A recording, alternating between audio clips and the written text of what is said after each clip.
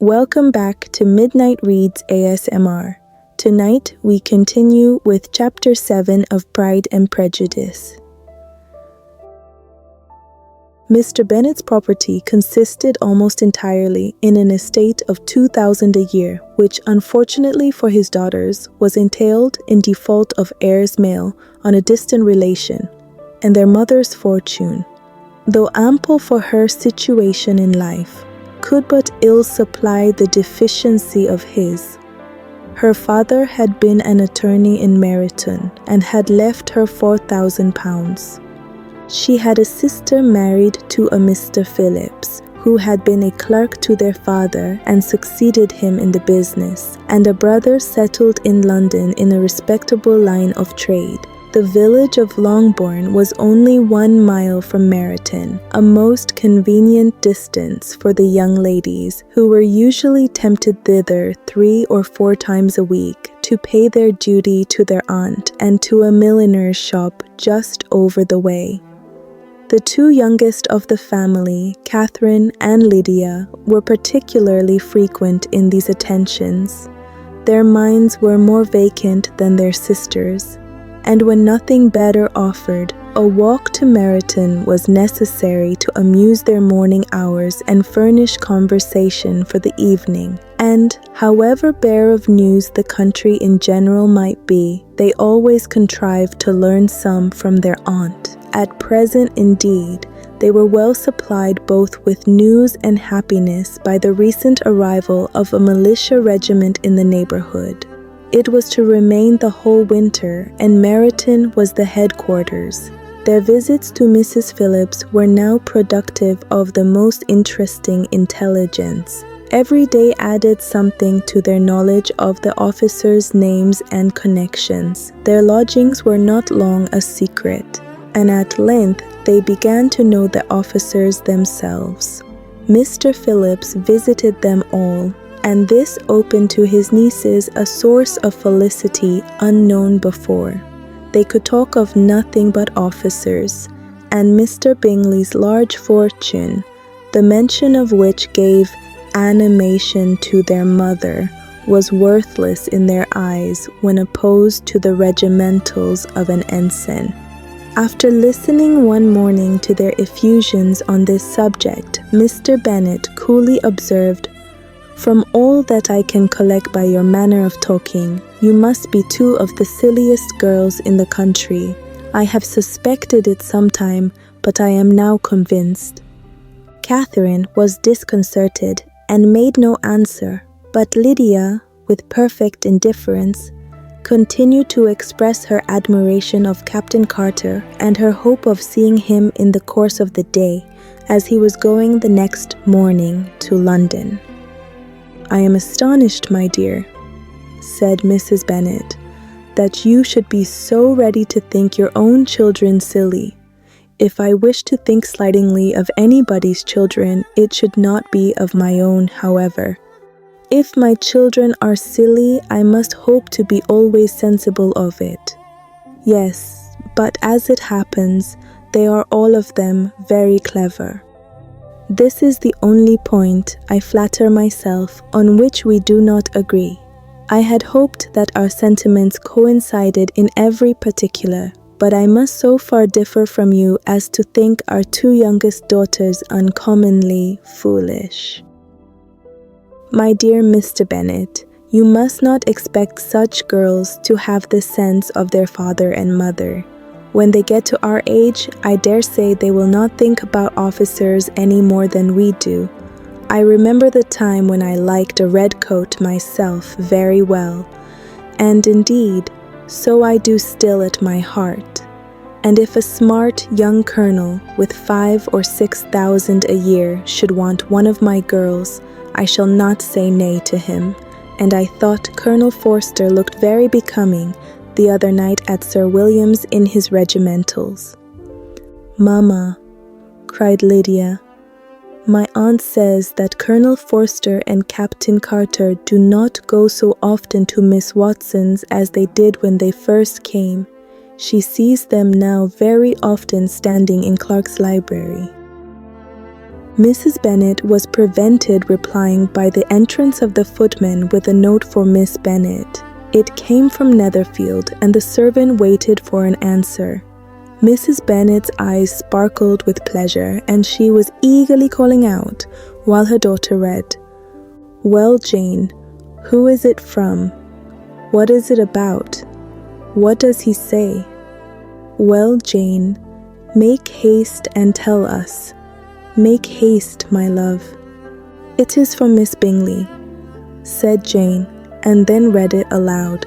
"My dear friend, if you are not so compassionate as to dine today with Louisa and me, we shall be in danger of hating each other for the rest of our lives, for a whole day's tete-a-tete between two women can never end without a quarrel. Come as soon as you can on the receipt of this. My brother and the gentlemen are to dine with the officers. Yours ever, Caroline Bingley." "With the officers," cried Lydia. "I wonder my aunt did not tell us of that." "Dining out," said Mrs. Bennet. "That is very unlucky." "Can I have the carriage?" said Jane. "No, my dear, you had better go on horseback, because it seems likely to rain, and then you must stay all night." "That would be a good scheme," said Elizabeth, "if you were sure that they would not offer to send her home." "Oh, but the gentlemen will have Mr. Bingley's chaise to go to Meryton, and the Hursts have no horses to theirs. I had much rather go in the coach." "But, my dear, your father cannot spare the horses, I am sure. They are wanted in the farm, Mr. Bennet, are not they?" "They are wanted in the farm much oftener than I can get them." "But if you have got them today," said Elizabeth, "my mother's purpose will be answered." She did at last extort from her father an acknowledgment that the horses were engaged. Jane was therefore obliged to go on horseback, and her mother attended her to the door with many cheerful prognostics of a bad day. Her hopes were answered. Jane had not been gone long before it rained hard. Her sisters were uneasy for her, but her mother was delighted. The rain continued the whole evening without intermission. Jane certainly could not come back. "This was a lucky idea of mine indeed," said Mrs. Bennet more than once, as if the credit of making it rain were all her own. Till the next morning, however, she was not aware of all the felicity of her contrivance. Breakfast was scarcely over when a servant from Netherfield brought the following note for Elizabeth.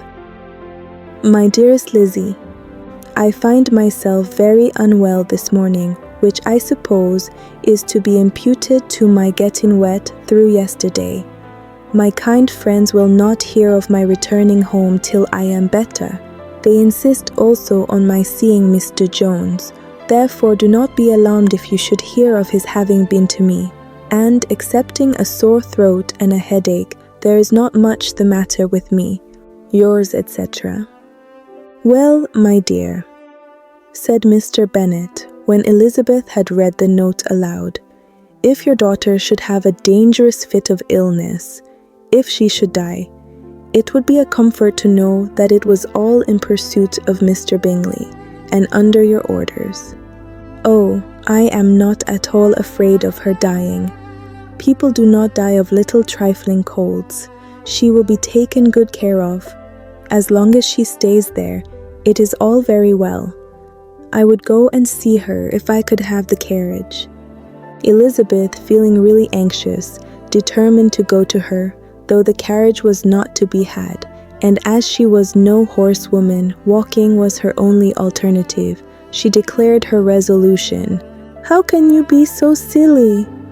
cried her mother, "as to think of such a thing in all this dirt? You will not be fit to be seen when you get there." "I shall be very fit to see Jane, which is all I want." "Is this a hint to me, Lizzie?" said her father. "To send for the horses?" "No, indeed. I do not wish to avoid the walk. The distance is nothing when one has a motive Only 3 miles. I shall be back by dinner." "I admire the activity of your benevolence," observed Mary, "but every impulse of feeling should be guided by reason, and in my opinion, exertion should always be in proportion to what is required." "We will go as far as Meryton with you," said Catherine and Lydia. Elizabeth accepted their company, and the 3 young ladies set off together. "If we make haste," said Lydia as they walked along, "perhaps we may see something of Captain Carter before he goes." In Meryton they parted. The 2 youngest repaired to the lodgings of one of the officers' wives, and Elizabeth continued her walk alone, crossing field after field at a quick pace, jumping over stiles and springing over puddles, with impatient activity, and finding herself at last within view of the house, with weary ankles, dirty stockings, and a face glowing with the warmth of exercise. She was shown into the breakfast parlour, where all but Jane were assembled, and where her appearance created a great deal of surprise. That she should have walked 3 miles so early in the day in such dirty weather, and by herself, was almost incredible to Mrs. Hurst and Miss Bingley, and Elizabeth was convinced that they held her in contempt for it. She was received, however, very politely by them, and in their brother's manners there was something better than politeness. There was good humour and kindness. Mr. Darcy said very little, and Mr. Hurst nothing at all. The former was divided between admiration of the brilliancy which exercise had given to her complexion, and doubt as to the occasions justifying her coming so far alone. The latter was thinking only of his breakfast. Her inquiries after her sister were not very favourably answered. Miss Bennet had slept ill, and though up, was very feverish and not well enough to leave her room. Elizabeth was glad to be taken to her immediately, and Jane, who had only been withheld by the fear of giving alarm or inconvenience, from expressing in her note how much she longed for such a visit, was delighted at her entrance.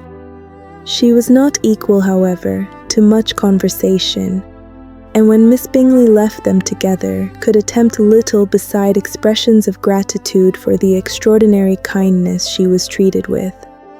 Elizabeth silently attended her. When breakfast was over, they were joined by the sisters, and Elizabeth began to like them herself when she saw how much affection and solicitude they showed for Jane. The apothecary came, and having examined his patient, said, as might be supposed, that she had caught a violent cold, and that they must endeavour to get the better of it, advised her to return to bed, and promised her some draughts. The advice was followed readily, for the feverish symptoms increased, and her head ached acutely. Elizabeth did not quit her room for a moment, nor were the other ladies often absent. The gentlemen being out, they had in fact nothing to do elsewhere. When the clock struck 3, Elizabeth felt that she must go, and very unwillingly said so.